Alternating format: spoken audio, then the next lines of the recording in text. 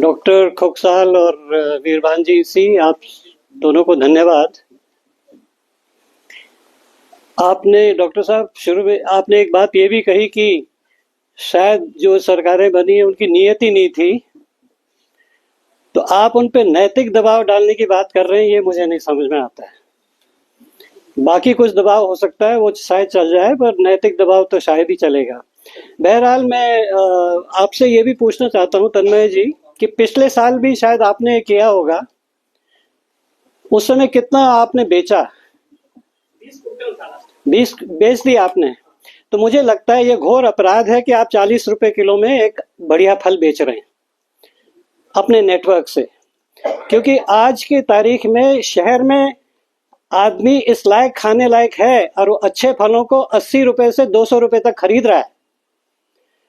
40 रुपए में बेचना, आप हमारी आदत बिगाड़ रहे हैं और उन लोगों के साथ भी, किसानों के साथ भी थोड़ा सा अन्याय हो रहा है। तो आपका नेटवर्क इतना अच्छा है तो इसको कम से कम एक अच्छा सा मूल्य रखें आप कि जो। और तीसरी बात मैं ये कह रहा हूं कि ये चीजें सरकार के भरोसे नहीं चलती हैं। आपका इतना अच्छा नेटवर्क है और आप खुद भी किसानों से सीधा ले रहे हैं, तो आप क्या कोऑपरेटिव की बात नहीं सोच सकते हैं? किसानों का अपना एक कोऑपरेटिव बने और उसमें सिर्फ उगाने की बात ना हो, उसमें मतलब ये ट्रेडिंग की बात हो, इसमें किस तरह से सेल हो सकता है, किस तरह से क्या हो सकता है। तो मैं सिर्फ अपनी बात यही 2-3 बातों पे रखता हूँ।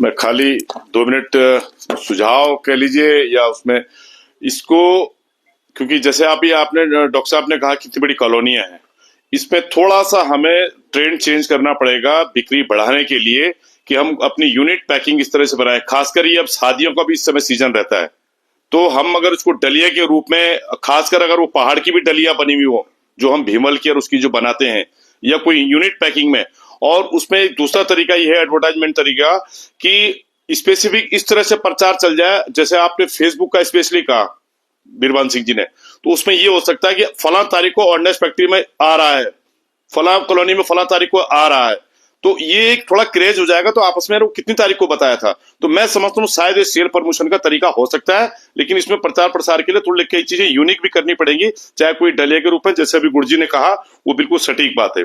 धन्यवाद।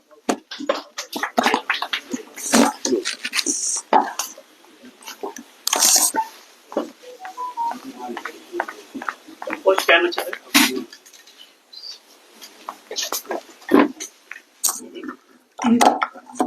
मेरा नाम अवधेश शर्मा है और मैं संयुक्त नागरिक संगठन से जुड़ा हुआ हूँ, और मैं धात का बहुत बहुत धन्यवाद करता हूँ मंचासीन अतिथियों का कि आपने हमेशा अच्छे मुद्दे पे बात करी है, और इसलिए मैं प्रतिभाग भी करता हूँ, इसको बहुत नॉलेज भी मिलती है इसमें।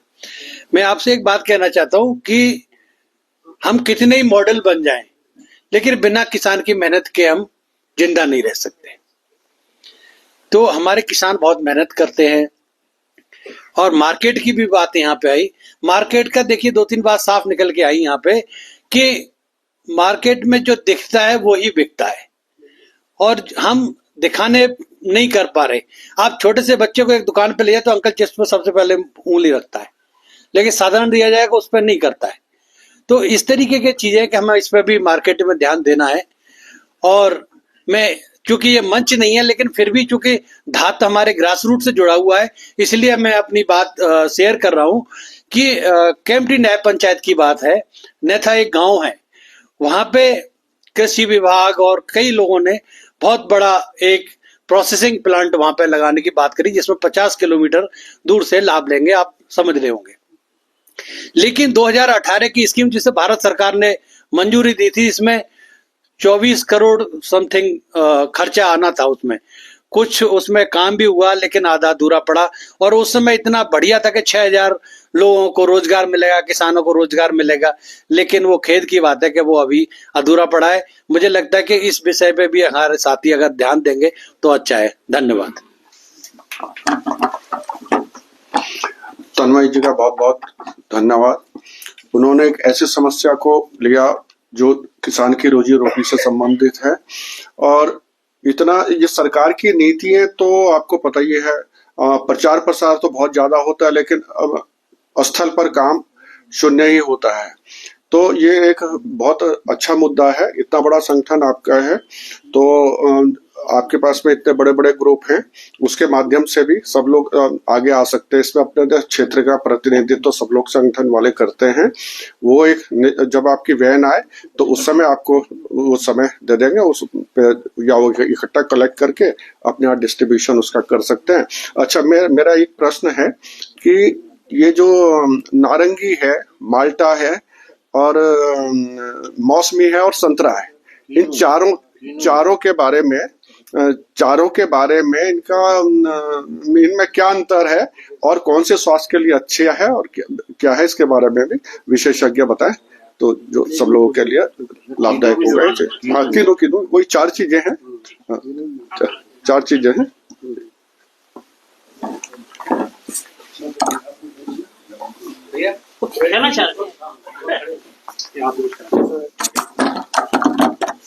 विपणन के लिए मेरा एक और सुझाव था कि हमारे यहाँ पर देहरादून में 64 RWA कॉलोनी है, रेजिडेंशियल वेलफेयर एसोसिएशन है, जिसमें मैं भी एक अध्यक्ष हूँ अपने एसोसिएशन का। अगर हम सबसे, हमारे ग्रुप ही है, अगर हमने कहा कि आज आपके यहाँ फलानी कॉलोनी में आएगा तो उससे विपणन का काफी फायदा होगा। मेरा एक सुझाव था।